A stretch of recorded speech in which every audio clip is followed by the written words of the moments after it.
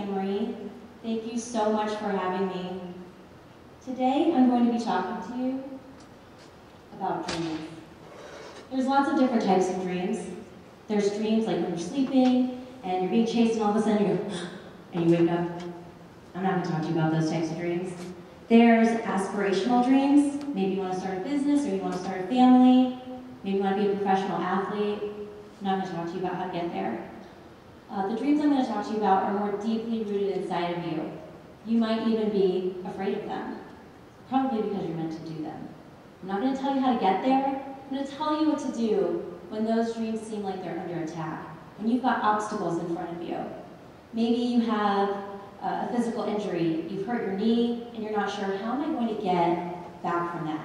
The rehab looks really tough. I don't know if I can do that. Or maybe your injury is through somebody else's words. Maybe they're saying, you're not good enough, you're not fast enough, you're not strong enough. This person over here, they don't have to try as hard. They're way more capable than you. So my question to you is, how are you going to answer the lies that come against your dream? What are you going to say? How are you going to respond? You know, Michael Jordan was cut from his high school basketball team. His coach said, you're not going to have to play here. So what did he do? He decided, I'm going to work really hard. And I'm going to prove to that coach that I do belong here. And he not only proved it to that coach, he proved it to the entire world. Everybody knows Michael Jordan is good at basketball. Michael Jordan, basketball. He proved everybody wrong, the whole world. Here's the lie that my husband and I were told about our daughter when she was 1.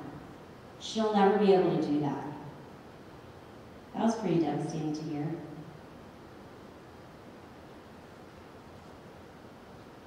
That's not the whole story, though. It's just a part of the story. So I'm going to back up, and I'm going to tell you how we got there. This is the best day of our life. It's the day our daughter, Reagan, was born. You want to know what my husband and I's dreams were? Here we go. Get married? Check. Start a business?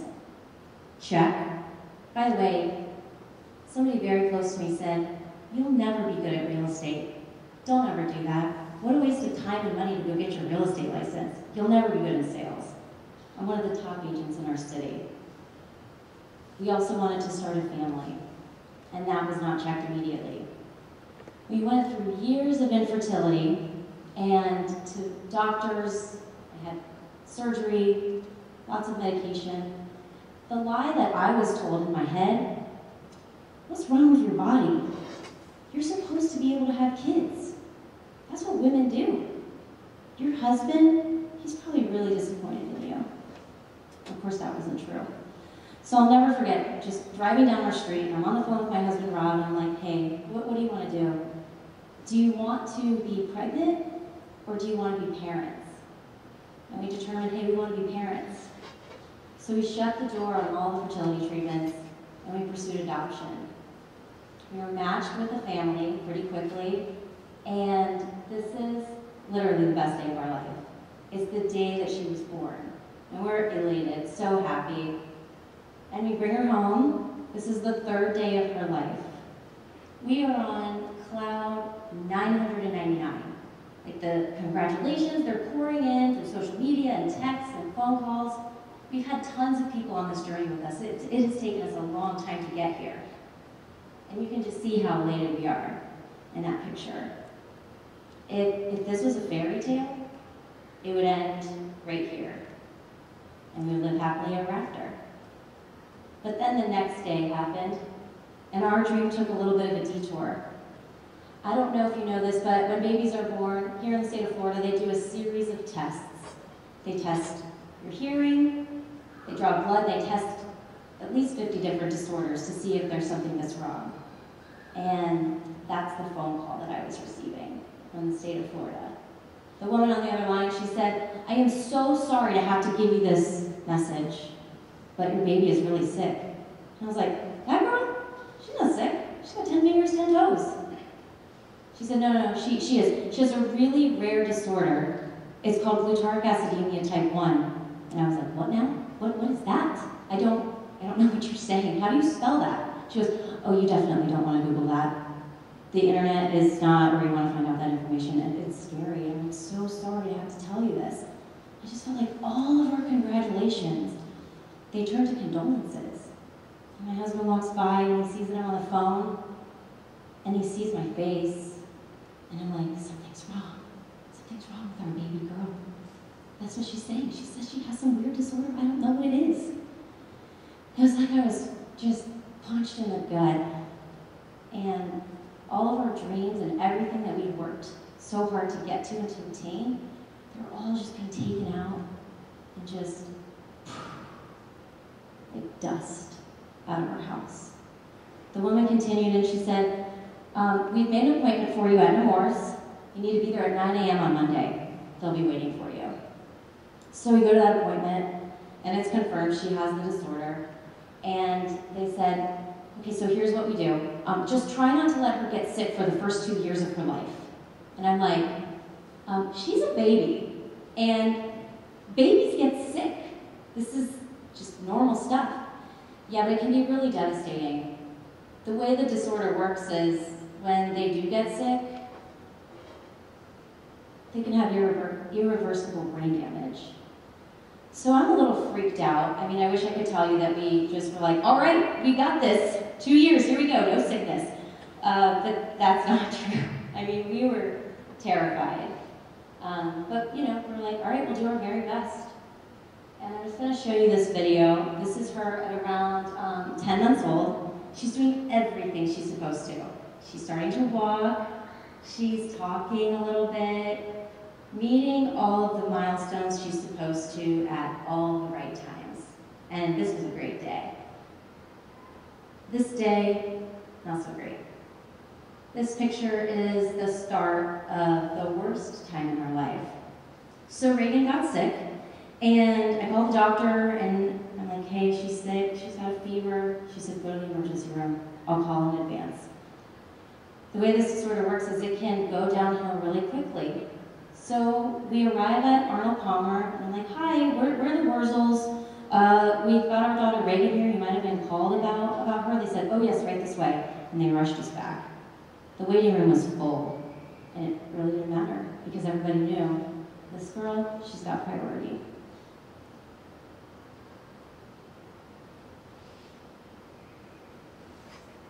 So these photos right here side by side, my husband and I just literally praying, God, please do not let what this disorder can do, please don't let that happen for us. Like, we don't want to go down that path. I'm terrified of that, and that's my biggest fear. Please don't let that happen. So we're in the hospital for about 8 days, and then they said, okay, like, you can go now. You're good. And we thought, wow, like, we beat it. She's going to be fine. And we went home, and we were home for 2 days, and she took a nap, and she got up from her nap and started playing, and she started taking her first 2 steps to me. She just took 1 step, she took another step, and then she collapsed to the ground. And my husband's like, Emery, she fell. Get her up, get her up. I pick her up, and she's totally limp. And she's gazing a million miles away. We didn't have to say anything to each other. We just looked at each other and said, is this what they talked about? Like, thinking in our heads. So she takes an ambulance ride. And this is what happened in 12 hours. That's the last photo that we took of her before she collapsed. An hour after that photo, she took her first 2 steps to me. And that was 12 hours later at Arnold Palmer. And what the disorder is known to do is exactly what it did. It damaged an entire part of her basal ganglia, and now we're special needs parents. These 2 photos are taken just 2 weeks apart. The one with her pup, I remember the day. It was awesome. We were in our backyard. It was a breezy March day, and we were playing fetch with the dog, and she was saying, a ball, a dog, mommy, daddy.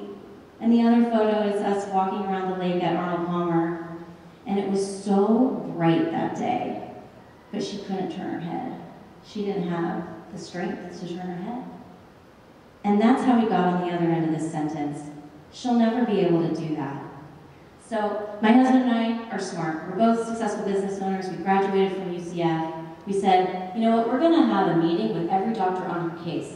The neurologist, the geneticist, the GI doctor, the doctor in ICU over her case, and the head hospital guy over everybody.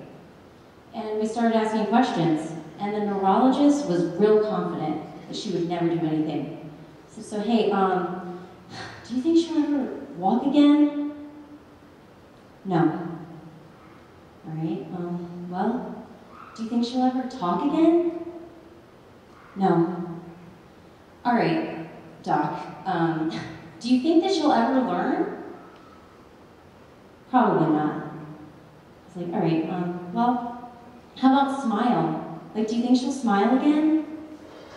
Maybe, I don't really know. It was so devastating. The other doctors in the room, they really wouldn't give us definitives one way or the other. But the one guy, the head guy over everybody, who had multiple PhDs, he said, you know what? I have a resident right now. And his parents were told similar things because he had a brain injury at about your daughter's age. And the doctors told those parents, don't expect much. I'm going to his wedding next weekend, and he's going to be a doctor.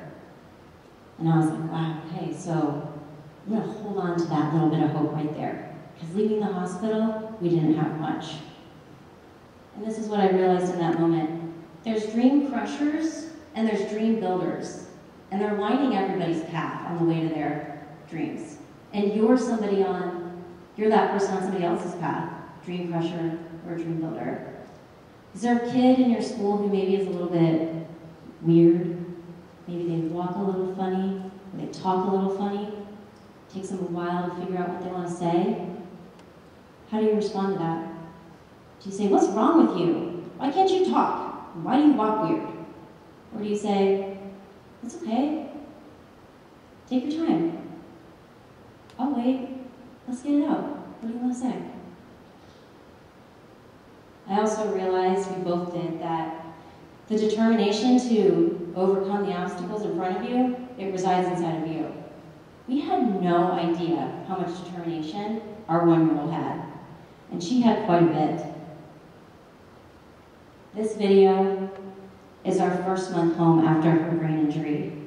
I showed you that other video so that you knew what we were up against. She has a hard time lifting her head. She cannot coordinate her body. Like, she is completely uncoordinated because of her brain injury. I imagine that she's pretty frustrated because she just took her first 2 steps a month ago. She was walking with fingertips before. And so this is the path that we're on. She's frustrated, I'm sure, but wait till you see how determined she was. Here's some dream builders on our path. There's 4 ladies right here trying to figure out what's the best walker for this child. How can we get her to walk again? I don't need dream crushers on my team. I got these dream builders.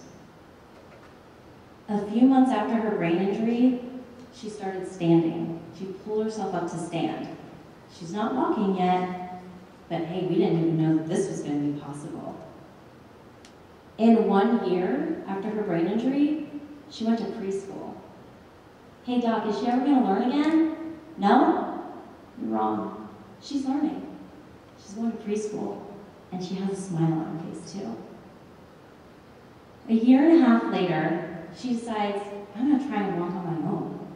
Now, she's falling a lot. And what I want you to know is that falling isn't failing. It's part of the path on the way to your dream. She wants to walk, but look how many times she gets up after she falls.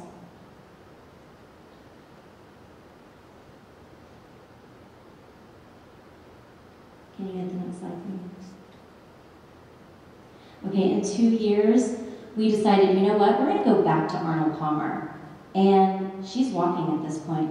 We're going to walk around that lake that we cried so many tears around that we could probably fill it up. And if you look at my husband and I, we're actually smiling. Like, it was so devastating, I didn't even know that we were going to be able to smile again. But here we are doing it.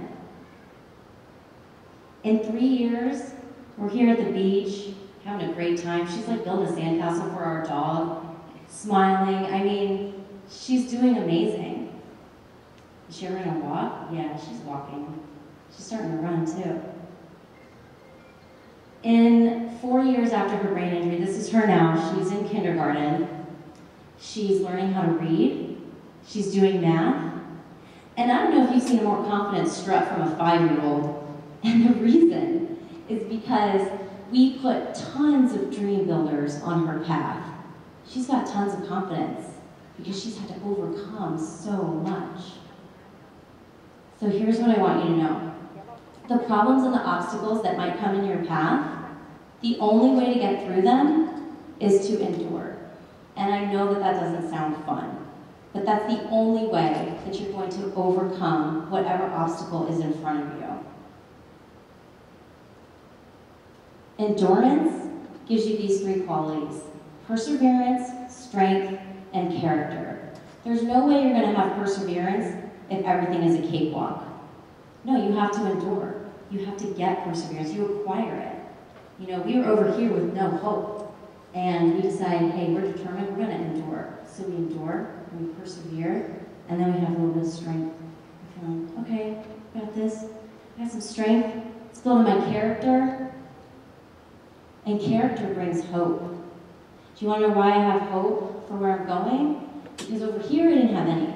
But through enduring, persevering, I got strength, I have character, I have hope for the future. The cool thing about hope is it doesn't disappoint you. I don't know where we're going, but we've already come farther than they ever thought. So I am super excited about what she's going to continue to do. I don't know what your dreams are, but whatever obstacle comes in front of you, just determine in your mind and in your heart that you're going to endure it, you're going to go through it, you're going to persevere, you're going to get strong. Don't give up on your dream. The last video is of her climbing a ladder, and I'm super proud, because as soon as she was able to walk, she wanted to climb this ladder at the playground. And remember, falling isn't failing. She fell a ton of times over 3 years, and we had her helping her up, and she would fall on top of us. But she gets to the top, and she's like, I did that on my own. I did that. Because that girl knows what it means to be determined and have strength and persevere. She had hope she was going to get to the top of her dream right there. She'll never be able to do that. I say watch her. And when somebody tells you, hey, you're never going to be able to do that, you're not smart enough, you're not fast enough, you don't come from the right background, you don't have enough money, you walk weird, you talk weird, you're never going to be able to do that. You know what you tell them? Watch me. Thank you for your time.